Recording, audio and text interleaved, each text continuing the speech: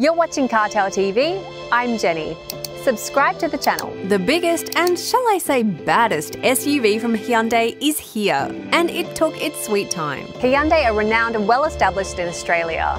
They also tune most of their vehicles to our roads. So I feel like we should have got something like the Palisade a lot earlier. It's an Americanized SUV, bigger than anything Hyundai offered before, and obviously aimed at spaciousness and comfort for trips with the family. At Cartell, we're fans of Hyundai, and these kinds of vehicles have popular appeal, so it really should be a win-win for Hyundai. This one is the lower trim, simply called Palisade, and if this one gets my approval, then the higher trim should be even better.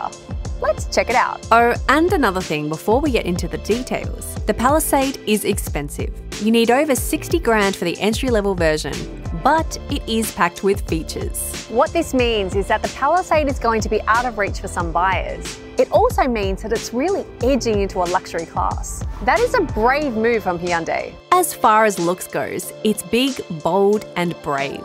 Basically, it's an American SUV with about 5 meters in length and 7 or 8 seats. In our market, it goes against the likes of the Kluger and the CX-9. But it manages to stand apart from those with its undeniably bold gangsterous design.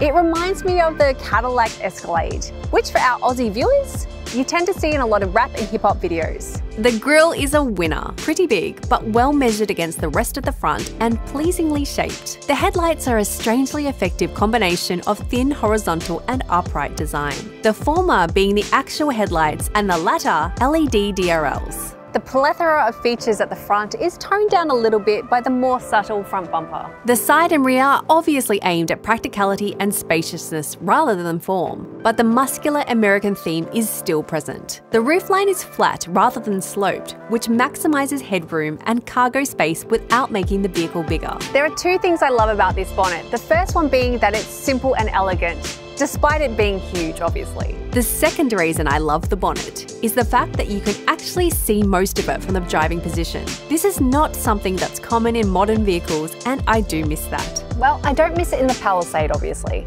And the reason is not only parking, as one may guess. We have electronic nannies to help with that now. I like it because it adds to the driving experience, especially in a large vehicle. But the strange thing is that despite its bold looks and, as you will see, heaps of interior space, it's actually not that big. It's just around 21 centimeters longer than its smaller sibling, the Santa Fe. While that certainly isn't negligible in the car world, I have to point out that the available space in the Palisade is actually really high.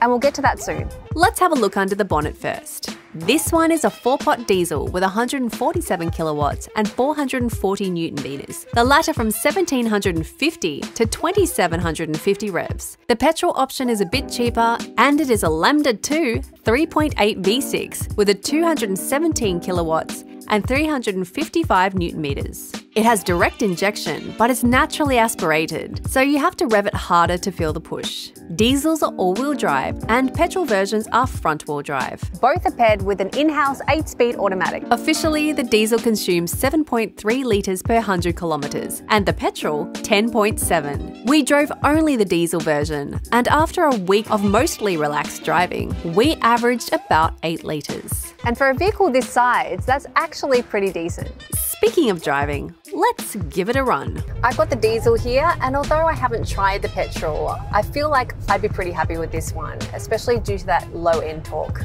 Also, it's available at practical revs, while you have to rev the petrol to 5,200 for all the torque. Even though it's a diesel, it still feels super smooth and effortless to drive. Surprisingly so when you factor in the elevated body as well. Now, given the size and the engine, I definitely wasn't expecting this to be zippy. But considering it's not a performance vehicle, I mean, let's put it into sports mode.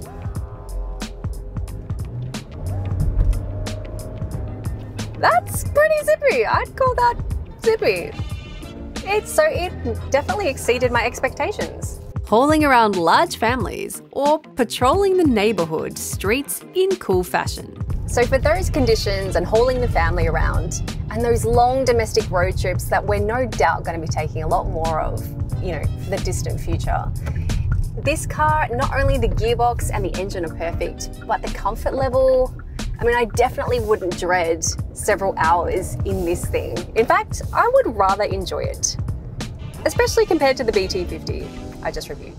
It's also very quiet, which helps add to the relaxed feel. Steering is pretty good for a vehicle of this kind, and suspension soaks up our bumps really well.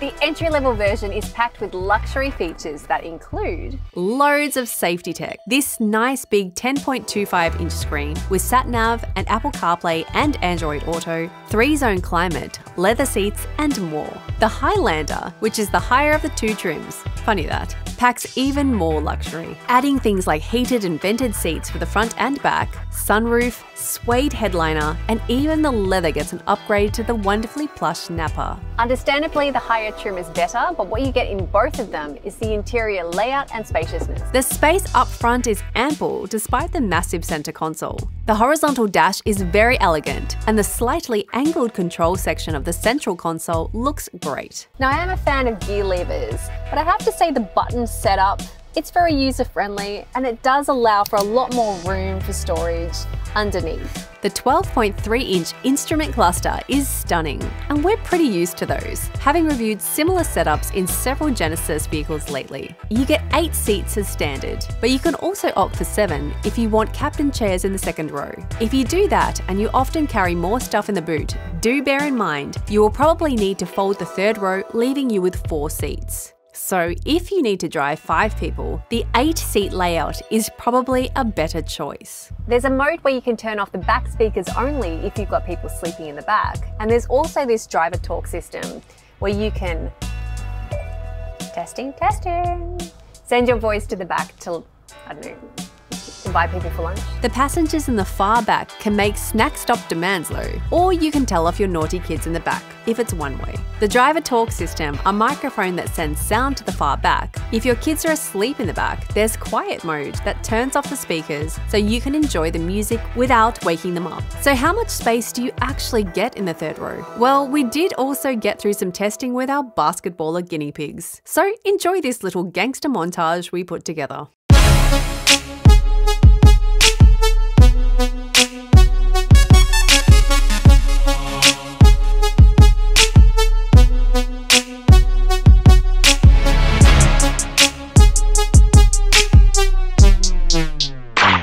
Adults are not going to be too happy back here, but it's not horrible. The neck and the backrest is actually quite comfortable, so adults could spend a bit of time on a long trip here. This is not something that is often the case with third row seats. Knee angle is a bit high, but the room is okay. Headroom, on the other hand, thanks to that flat roof, is awesome even for the adults sitting in the far back. The second row benefits. In the 8-seat version with 3 seats here, you can see there is ample legroom. Legroom, headroom, and shoulder room are awesome even for taller adults, and 3 can actually easily fit. The middle seat's a bit higher, so it's not very comfortable. For a small child, it would be okay. The whole row is undeniably comfortable. Predictably, the Palisade is packed with charging points, 7 in total, as well as cup holders, a stunning 16 in total, enough to host a party really, and storage spaces. It's a big luxury family SUV, if you didn't know. The smallest version of the boot has 311 litres of space. This is with all 8 seats in use, so it's actually pretty good. For example, with 8 passengers taking up space, you have more cargo space than in the new Mazda 3 we reviewed recently. Fold the third row and you get more than 700 litres of space. Being a family hauler, the Palisade is packed with safety features. Just some of the standard ones include loads of airbags for all 3 rows, automatic emergency braking system that also detects pedestrians and cyclists, parking sensors for the front and back, blind spot monitoring, adaptive cruise control, forward collision warning, rear cross traffic alert, rear cross traffic warning, lane keep assist, and more. This trim doesn't get the camera feed in the instrument cluster, which is a shame. It's a feature I would have loved to have. The Palisade has Hyundai's 5-year unlimited kilometre warranty and cap price servicing at $470 for the diesel and $400 for the petrol. So how does Palisade measure up? Well, honestly, it doesn't leap out from the American competition, but it doesn't lag behind either. It gives most of their features for this size and class, and that's a good thing. However, we aren't in the US, and these kinds of vehicles are not as common here. So, with limited competition in Australia, the Palisade stands out more, which makes it a vehicle that is likely to be pretty popular in this segment. Sure, it's not very flexible when it comes to pricing, but you get a lot for the money. The bottom trim Palisade with the diesel engine will cost you $68,000 drive away and work its way up to $76,000 for the 8-seater Patrol Highlander. If you're looking for a more affordable option, the CX-9 does start from significantly less. If you are in this price bracket, the Palisade is an amazing offering with its equipment, quality, practicality, space, and standout looks. The very top trim also just adds $11,000 as the entry-level car is pretty packed as it is. Still, the difference is well worth it. It's obvious that Hyundai know what they're doing in Australia, and this is just another example of them being ahead of the game. Thanks again for watching Cartel TV. Don't forget to subscribe to the channel. So what do you think of the Palisade? Too gangster for you, or just gangster enough? Let us know in the comments. We'll see you in the next video, and peace out.